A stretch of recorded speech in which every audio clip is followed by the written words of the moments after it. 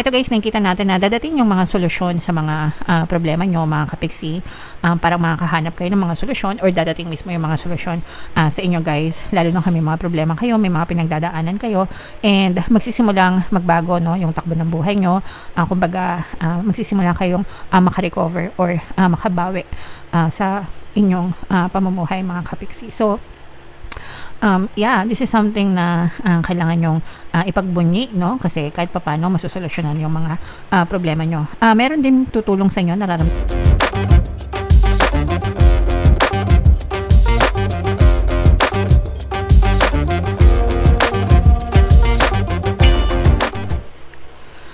Hello guys, hello Pisces, welcome back to Pinoy Pixie Tarot. Ang pamagat ng episode natin for tonight is full moon kapalaran para ngayong October to November para sa Pisces, Sun, Moon, Rising sign, and Venus. Yung ating full moon guys ngayong October ay sa October 6, tapos yung next na full moon naman natin ay sa November 5, mga kapiksi.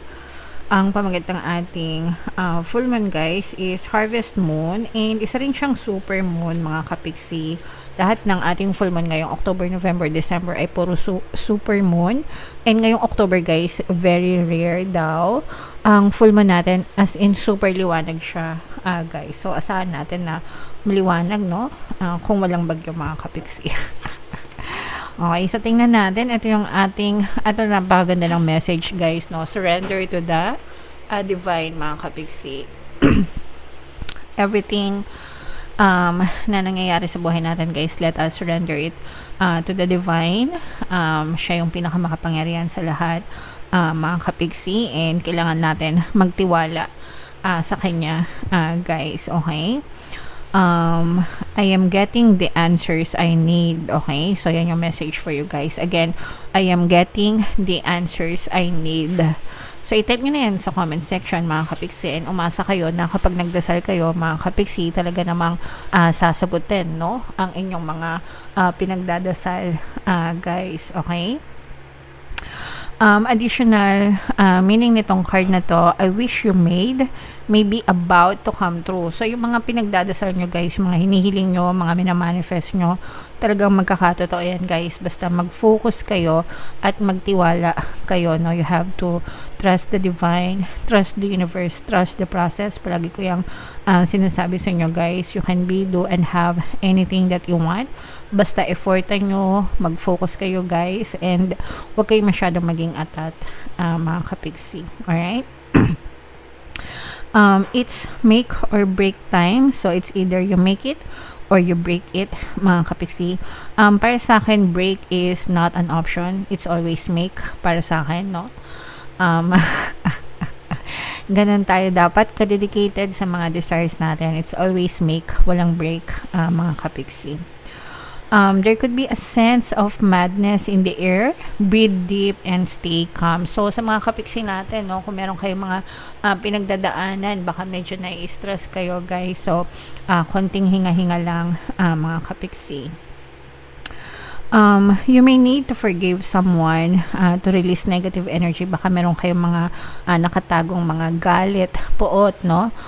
Anger, hatred, resentment, grudges, poot sa ibang tao, mga kabigsi. So, kailangan nyong magpatawad para ma-release nyo yung mga negative emotions na yan, negative energies, kasi nagiging balakid yan sa buhay natin guys, okay?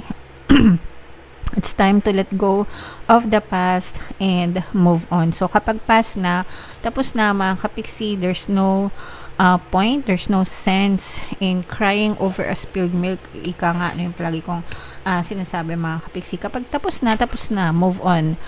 Guys, wag nyo na masyadong pahirapan, at saka wag nyo nang saktan yung sarili nyo, mga kapiksi. Hindi kayo mga masokista, okay? Alright, it's time to move on, mga kapiksi. So, comment down below if naka-resonate kayo dyan, guys. Shuffle natin to. Hanapin natin yung energy nyo habang sinashuffle ko to, guys. Panoorin nyo muna yung video natin regarding sa ating paano mag-manifest ng abundance video course. Kapiksi, sawa ka na ba sa mga struggles at hirap sa buhay mo? Masipag ka ba at masikap sa buhay ngunit hindi ka pa rin umaasenso? Ilang beses ka na bang nag-attempt magnegosyo at mag-invest pero palagi ka pa rin nalulugi? Sa pagkakataon na ito ay maaaring may subconscious beliefs ka na nagiging balakid sa iyong pag-unlad at pagyaman. Introducing, paano mag-manifest ng abundance video course. Dito ay matututunan mong ma-overcome ang mga balakid mo para tuluyan ka ng umunlad, umasenso, sumagana, maging matagumpay, successful at maswerte sa iyong kabuhayan, pera, trabaho, negosyo, salapi at kaperahan ng bonggang-bongga. Dali, mag-send na ng email sa pinoypixitaro@gmail.com at simulan na ang iyong pagyaman ngayon. Alright, so sa lahat ng gusto mag-avail ng course guys, naka-flash sa screen nyo. Una, meron tayong paano mag-manifest ng abundance video course. Meron din tayong paano mawala ang third party at magkaroon ng harmonious na relationship. And meron din tayong paano pabalikin si ex, revise breakup. Sa mga interesado guys, mag-send lang kayo ng email sa pinoypixitaro@gmail.com. Sa mga naghahanap ng pampaswerte guys, sa Venturin at saka si Trinio, recommended ko. May mga link na makikita kayo sa description box. So, latag natin yung spread nyo guys, no?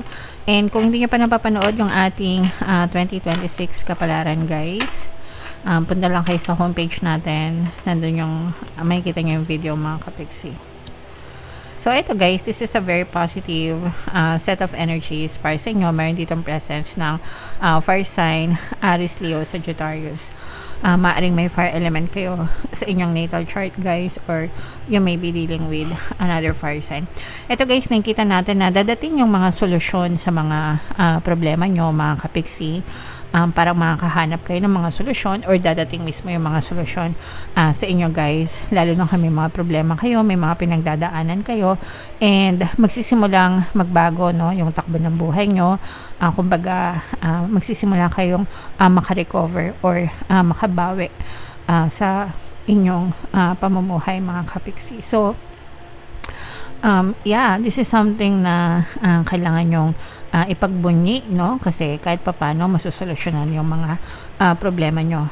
Meron din tutulong sa inyo, nararamdaman ko na merong tutulong sa inyo, pwedeng matandang babae or medyo may edad or someone who is very mature, compassionate, mga kapiksi, no? So, lalo na kung meron talaga kayong mga problema, guys, merong magsasalba sa inyo mga kapiksi. Alright?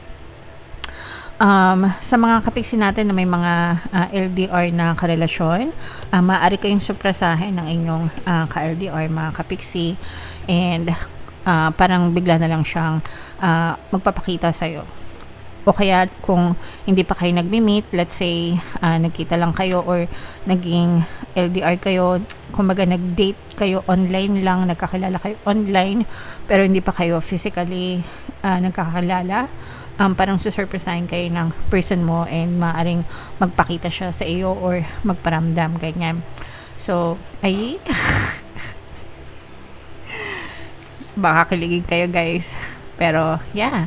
And for some of you naman guys, maaaring may magparamdam from your past, especially kung nag-ghosted kayo and LDR yung connection nyo dati. Pero kahit hindi LDR guys, maaaring may magbalik from your past mga kapiksi. And ito naman guys, ito yung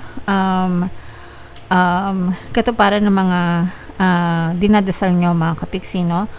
Parang nagkakaroon dito ng contract signing para sa mga dream job nyo, no? So, let's say, for example, gusto nyo maging artista, parang nagkakaroon ng mga agreement, kontrata, no? Na maging talent kayo ng isang agency o kaya naman, kung pangarap nyo na maging nurse sa isang malaking ospital o kaya sa abroad, no? So, parang natutuloy yung mga pirmahan ng mga kontrata nyo dahil sa mga dream job nyo, mga kapiksi, okay? So, nararamdaman natin na unti-unti na natutupad yung mga dreams nyo, yung mga pinapangarap nyo, guys. Kaya, i-mind nyo na yan sa comment section, guys. Dreams coming true, itong mga solusyon sa mga problema, mga recovery, pagbangon, at saka itong mga magbabalik. Guys, no? Lahat yan magaganda. I-mind nyo sa comment section. Yung iba, guys, maaari kayo magbakasyon, mga kapiksi. Parang unwind. Yung iba parang solo travel, no? Parang feeling ko magsi-solo travel kayo o kaya group travel pero yung package, yung mga package na group travel, pero mag-isa ka lang. Ibig sabihin, magta-travel ka mag-isa, pero magbubook ka ng group package. Nagets niya ba, mga kapiksi? Basta ganun. Meron ditong presence ng earth signs, Capricorn, Taurus, Virgo. For some of you, maaaring may earth element kayo sa inyong natal chart, or you may be dealing with another earth sign. Eto guys, nararamdaman natin yung pagkakaroon ng harmonious na relationship, especially kung ang person mo is magkaiba kayo ng lahi, foreigner, a fam, guys, no? Ang maganda dito is parang malawak yung pangunawa ng person mo, nagkakasundo kayo, naintindihan nyo is ninyong dalawa yung mga differences nyo, cultural differences, mga religious belief, syempre, ibang lahi. Pero nakikita natin na tinatanggap nyo yung isa't isa, guys. So, this is a very harmonious relationship. Kahit na hindi kayo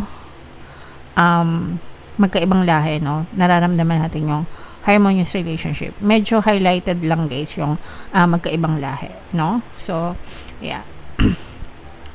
So, i-main nyo na to, guys, itong mga harmonious relationship na to, itong mga travel na to, and yung mga nabanggit ko kanina na mga dream job, mga kapiksi, at saka yung mga pagbangon, yan. So, yeah. Sorry, bunot pa pala tayo ng isang card para sa inyong additional na mensahe, guys. So, patience, yeah. Importante ito, mga kapiksi, no? Sabi ko nga, diba, kanina, surrender to the divine.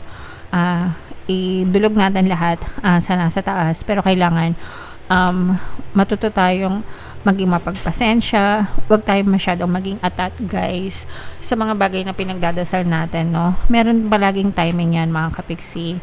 Kahit nga mag-init ka sa oven, diba?